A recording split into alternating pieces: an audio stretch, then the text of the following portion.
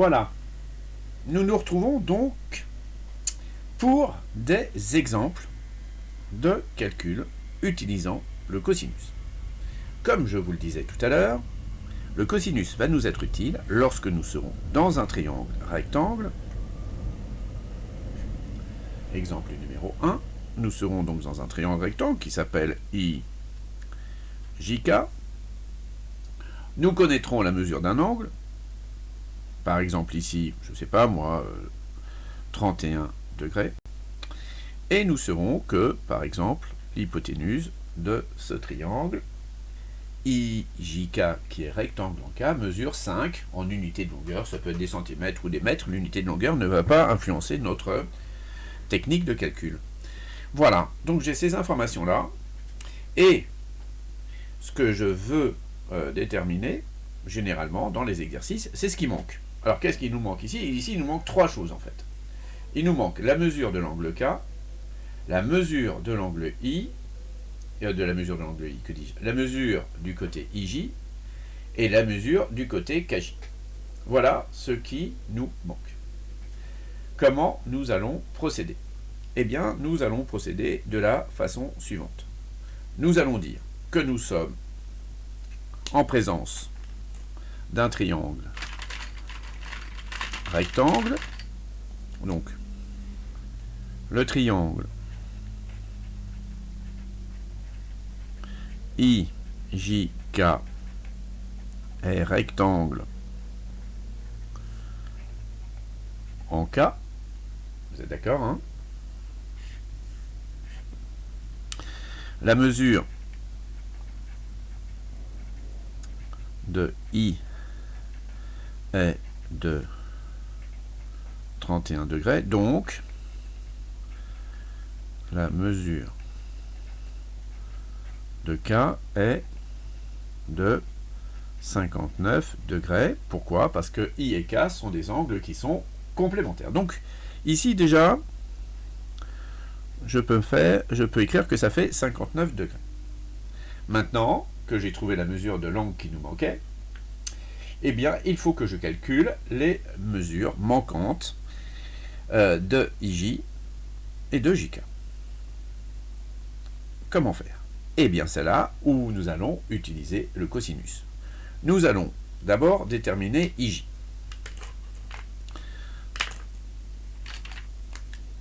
Donc, IJ, il est là. IJ, il est là. Et l'angle, donc, pour qui IJ est le côté adjacent, c'est l'angle I. D'accord?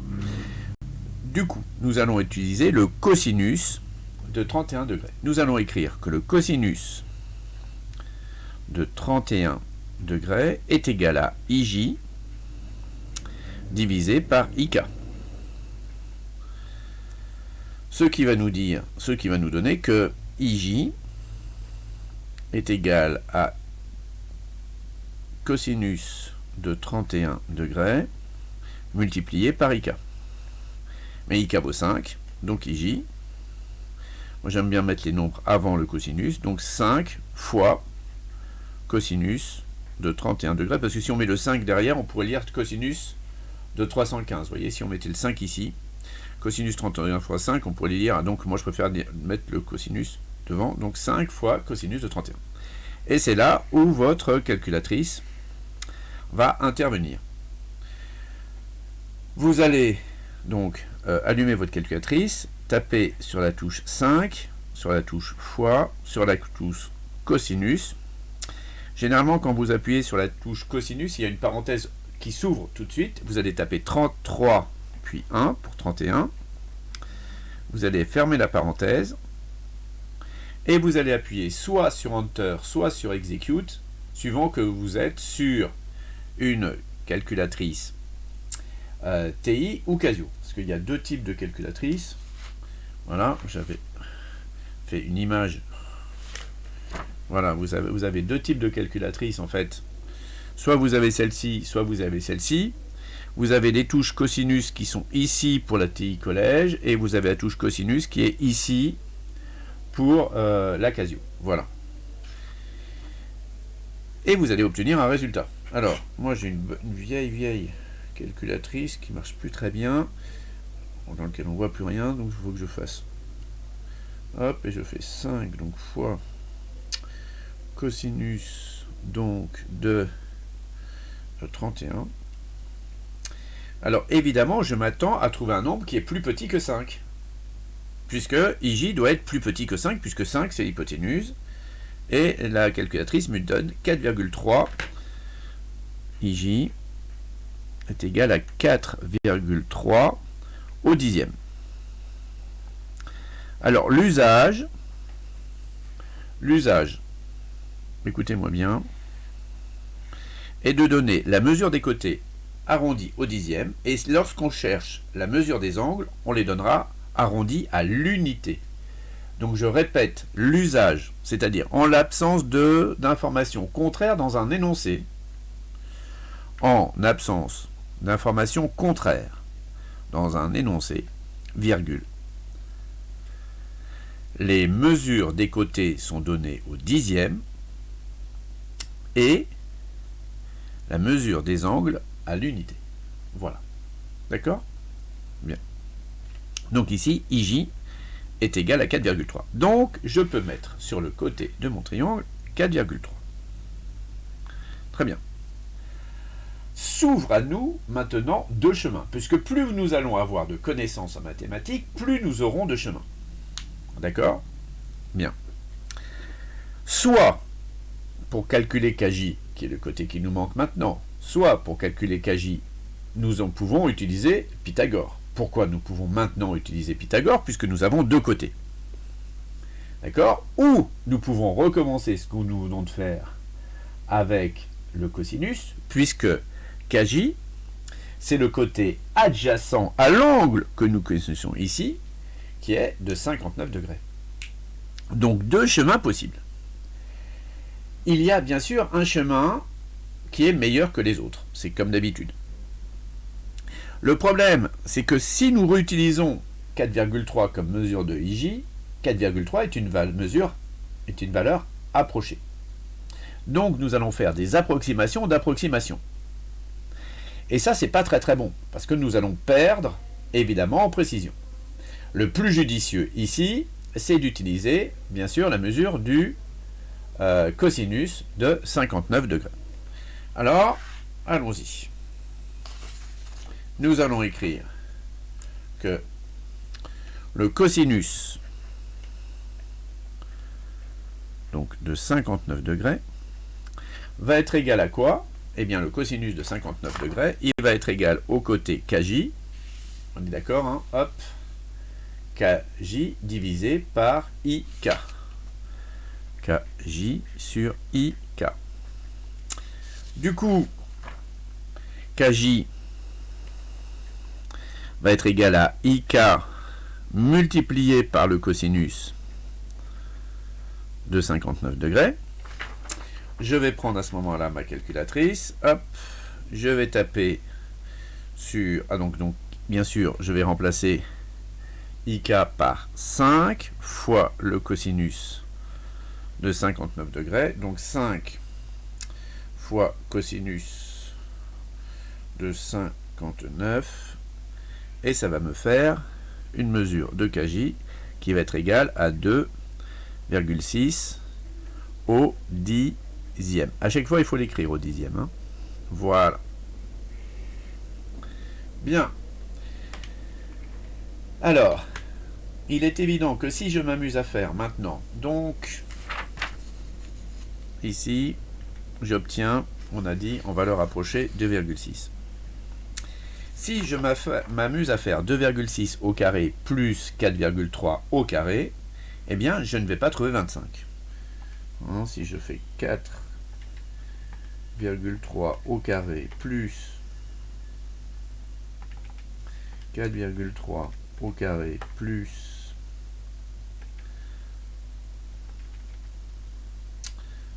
décidément. Et ensuite, je fais 2,6. Eh bien, j'obtiens 25,25. Donc, je n'obtiens pas exactement 5, c'est normal, puisque la valeur approchée qui est ici et la valeur approchée et 4,3 et 2,6 sont des valeurs approchées. Bien. Alors, pour autant, est-ce que cela me ferme la porte de l'utilisation de Pythagore dans ce contexte si l'une d'entre vous préfère utiliser Pythagore? Parce que souvent, on préfère utiliser Pythagore parce qu'on est rassuré, parce que c'est quelque chose de nouveau, le cosinus. On est toujours un petit peu stressé quand c'est nouveau, on se dit on va jamais y arriver, et puis après on s'aperçoit que finalement, c'était pas si difficile que ça d'y arriver. Mais c'est vrai que dans un premier temps, vous pouvez peut-être être stressé en interrogation, et on pourrait passer par Pythagore. Alors revenons à nos moutons, et essayons de voir si on ne pouvait pas trouver Kj. Alors déjà, on pourrait essayer de voir quelle valeur on aurait obtenu si on avait pris la valeur approchée. Peut-être on aurait obtenu aussi 2,6, c'est bien possible. Alors, avec la valeur approchée, voilà, on aurait eu donc, d'après le théorème de Pythagore, dans le triangle IJK rectangle en J, on a que Kj au carré est égal à IK au carré moins IJ au carré. IK au carré, c'est 25, moins IJ au carré, c'est 12.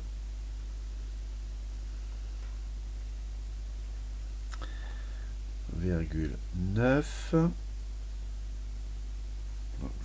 Je me donne la calculatrice là.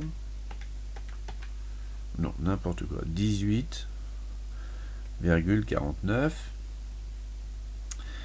Et donc, on ne peut pas avoir confiance dans les calculatrices, c'est toujours hallucinant ça. Et donc 25 moins 18,49, ça me fait 6,51. Et donc après on prendrait la racine carrée de ce résultat et on obtiendrait 2,6 au dixième. Donc voilà, et vous voyez qu'ici en fait notre approximation n'est pas mise à mal par le résultat, puisque la calculatrice donne 2,55 comme résultat effectivement, et que 5 on a vu 5 fois cosinus de, hop, ça me donnait quoi? Ça me donnait 2,57. Donc vous voyez qu'on a une erreur de 2 centièmes, ce qui n'est pas énorme. Donc on a la même valeur approchée au dixième. C'est pour ça aussi que donner une valeur approchée pas trop précise nous permet de pouvoir, vous voyez, éventuellement passer par Pythagore, mais parfois, ici, on obtient 2,5 au lieu d'obtenir 2,6. Voilà. Est-ce que ça va pour tout le monde? Oui. Alors maintenant, comment, c'est la dernière, et je m'arrête là, hein. Comment j'aurais pu faire cela avec la calculatrice en utilisant Pythagore et sans faire de faute? Eh bien, c'est en utilisant la valeur de IJ. Parce que la valeur de IJ, en fait, on l'a ici. La valeur de IJ, c'est 5 fois cosinus de 31. Et la calculatrice, elle peut le faire, ce calcul, elle. Donc, au lieu de mettre 4,3, je vais mettre 5 fois cosinus de 31. C'est-à-dire que pour être sûr... Voilà, donc maintenant, en utilisant Pythagore, mais sans faire d'approximation,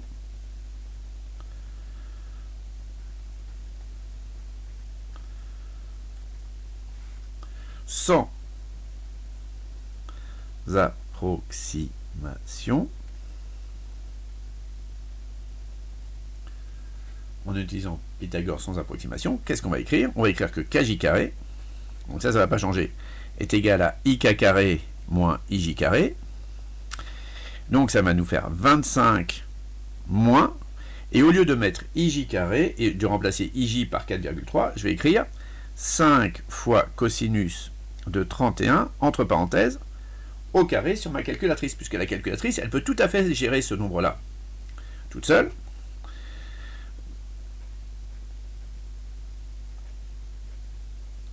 Et donc je vais obtenir, si je fais ça, alors, si je fais ça,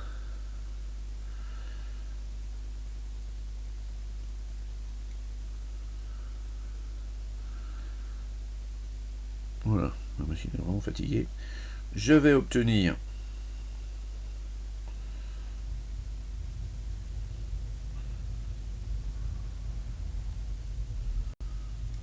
voilà, et ça va...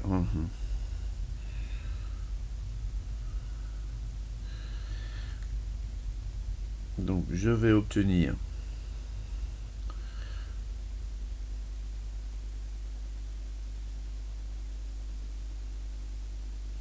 donc 18, en fait je ne vais pas le recopier le nombre.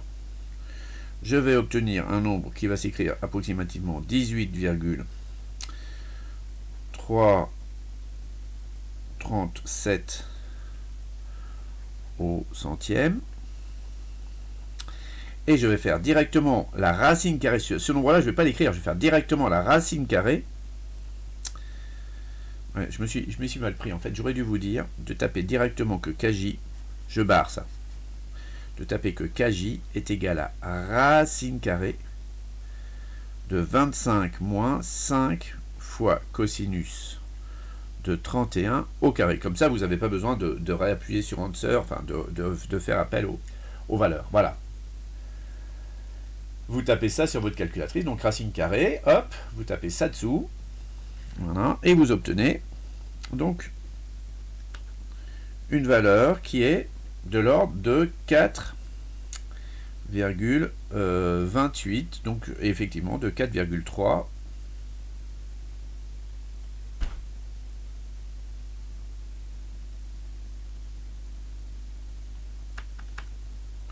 Alors ma calculatrice a dû me faire défaut, je vais retaper racine carrée de, entre parenthèses, 25 moins, entre parenthèses, 5 cosinus,